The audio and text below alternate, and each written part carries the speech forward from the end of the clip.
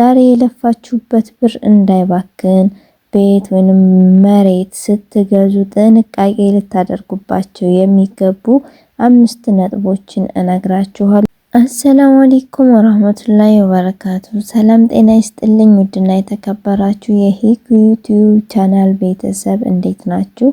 ሁላችሁም በያላችሁበት ሰላማችሁ ብዝት ይበልልኝ እያልኩኝ በዛሬው ቪዲዮ ይዤላችሁ የመጣሁት በአረብ ሀገር በላባችሁ በጥረታችሁ የምትኖሩ ብርቱ እህቶቼ ሀገር ቤት ወይንም ቦታ ለመግዛት ስታስቡ ጥንቃቄ ልታደርጉባቸው ከሚገቡ 5 ነጥቦችን እነግራችኋለሁ ማለት ነው።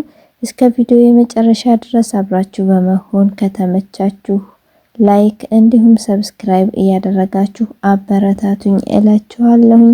ቀጥታ ወደ ቪዲዮ ስገባ ውድ እህቶቼ መቼም ስደት ላይ ሲኖር ለአንድ ነገር ነው አይደለ? እሱም ደግሞ ተለውጦ ሀገር ለመግባት የለውጡ ሁሉ መጀመሪያ ደግሞ ኢትዮጵያ ውስጥ የተለያየ ተቸግረንባቸው ወደ ስደት የመጣንባቸው ምክንያቶች ይኖራሉ። ከዛም ውስጥ ደግሞ አንዱ መጠለያ ወይንም ቤት ለመግዛት እሱን ለመያዝ ይሆናል ማለት ነው። ነገር ግን ብዙ እህቶቻችን የአመታት ጥርቅማቸውን አመታትን ፈጅተው ያጠራቀሙትን ገንዘባቸውን ለአመታት ያክል ደግሞ በሚቆጩበት ስህተት ሲያጡት እናያለን። ዛሬ የለፋችሁበት ብር እንዳይባክን ቤት ወይንም መሬት ስትገዙ ጥንቃቄ ልታደርጉባቸው የሚገቡ 5 ነጥቦችን እነግራችኋለሁኝ ማለት ነው። የመጀመሪያው ነጥብ በሰው ወሬ ሳይሆን በህጋዊ ሰነድ እመኑ።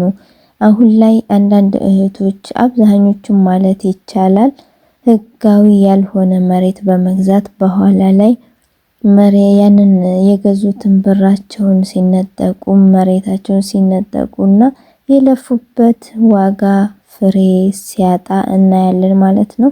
ስለዚህ አንደኛ ህጋዊ መሆኑን አረጋግጡ። ብዙ ጊዜ ደግሞ ቤተሰብ ወይንም ጓደኛ ሊሆን ይችላል ቦታው አሪፍ ነው ስላለም ብቻ በቃ በሰው ወሬ ብቻ ተቻኩለን ቶሎ በችኳሉ ብራችንን እንልካለን ማለት ነው። ስለዚህ ያንን ነገር አጣሩ እላችኋለሁኝ።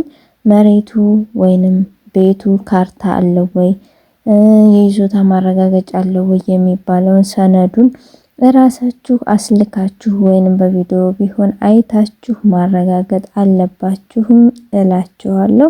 ሁለተኛው ነጥብ ደግሞ ውክልና ነው። ውክልና በምትሰጡበት ጊዜና ያው በስደት ላላችሁ እህቶች የምትወክሉት ሰው ግዴታ ነው አይደለ? ስለዚህ ውክልና ስትሰጡ ለመግዛትና ስም ለማዘዋወር ብቻ የሚል ይሁን። ለመሸጥ ወይንም ለማስያዝ የሚል ስልጣን አትስጡ እላችኋለሁ። ለምታምኑት ሰው ብቻ ወይንም ቤተሰብ ለሆነ ወይንም ቅርብ ለሆነ ሰው እናንተ የምታምኑበት ሰው ብቻ ለሆነ ሰው ውክልና ስጡ። ካልሆነ ደግሞ ግዴታ የህግ አማካሪ መያዝ ሊኖርባችሁ ይገባል ማለት ነው። እናም ያንን ለመግዛት እንዲሁም ስም ለማዘዋወር በቅርብ ስለማትገኙ እናንተ እሱን እንዲያደርጉላችሁ ብቻ ነው መስጠት ያለባችሁ። መሸጥ ወይንም ማስያዝ የሚባለውን ነገር እንዳትስማሙ። ምክንያቱም ያንን መሸጥና ማስያዝ ያኛው ሰው ከውክልናውን ካገኘ ካለናንተ ፍቃድ ሊሸጥባችሁና ሊያስይዝባችሁ ስለሚችል እዚህ ጋር ጥንቃቄ ማድረግ አለባችሁ እላችኋለሁ። ሶስተኛው ነጥብ ደግሞ ቦታውን በአካል የሚያይ ሰው ያስፈልጋችኋል። ምክንያቱም በደላላም ሊሆን ይችላል ወይንም ደግሞ በቃ ምንም ቅርብ ላልሆነ ሰው ሊሆን ይችላል። ይሄንን ቦታ አለ ስላላችሁ ብቻ ቀጥታ የምትወስኑት ወይንም ደግሞ በፎቶ ብቻ ይሆናል የምታዩት ማለት ነው።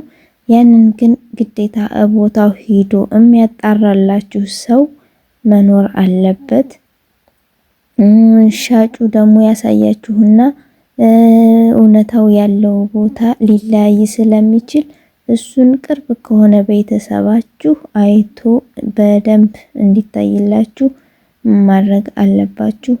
እና እንዲሁም አራተኛው ነጥብ ደግሞ ክፍያ ስትከፍሉ ቀጥታ በባንክ መክፈል አለባችሁ ማለት ነው። ምክንያቱም ጥሬ ገንዘቡን ለሰውየው ስትሰጡት በኋላ ላይ የሆነ ችግር ቢፈጠር እንኳን ጸብ ቢነሳ በባንክ በኩል የሆነ ነገር ማስረጃ አለው ማለት ነው። ምክንያቱም የባንክ ደረሰኝ ይኖራችኋል። ለማንኛውም ለሚፈጠረው ክርክርም ሊሆን ይችላል እንደ ማስረጃ ደረሰኛችሁን ይዛችሁ መከራከር ትችላላችሁ። ምክንያቱም የሰው ልጅ አሁን ላይ ምንም የሚተማመንበት ጊዜ ላይ ስላልሆን እሱን ደረሰኝ በደንብ መያዝ አለባችሁ ማለት ነው። መጨረሻ ለሚፈጠረው ነገር ላይ እንደ ማስረጃ ስለሚጠቅማችሁ። እንዲሁም አምስተኛው ነጥብ ላይ ያንን የገዛችሁትን መሬት የማስተር ፕላን መኖሩን አረጋግጡ። የምትገዙት ቦታ ነገ ለመንገድ ተብሎ ወይንም ደግሞ ለልማት ተብሎ የሚፈርስ ሊሆን ስለሚችል ለዛ የተያዘ ሊሆን ስለሚችል ከመግዛታችሁ በፊት በወረዳው ወይንም በከተማ አስተዳደር ቀርቦ ይህ ቦታ ለግል መኖሪያ የተፈቀደ ነው ወይ የሚለውን እንዲረጋገጥላችሁ አድርጉ እላችኋለሁኝ። እናም እህቶቼ በዛሬው ቪዲዮዬ እነዚህን ነጥቦች ላስታውሳችሁ ነው የፈለኩት። ስደት ላይ የምናገኛት እያንዳንዷ ሳንቲም በደምና በላብ የመጣች ናት።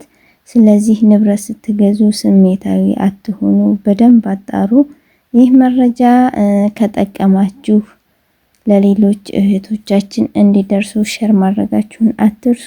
ሰብስክራይብም እያደረጋችሁ አበረታቱኝ። እናንተስ እስኪ ቤት ስትገዙ የገጠማችሁ ፈተና ካለ ኮሜንት ላይም አጋሩኝ እያልኩኝ የዛሬውን ቪዲዮ በዚሁ እጨርሳለሁ።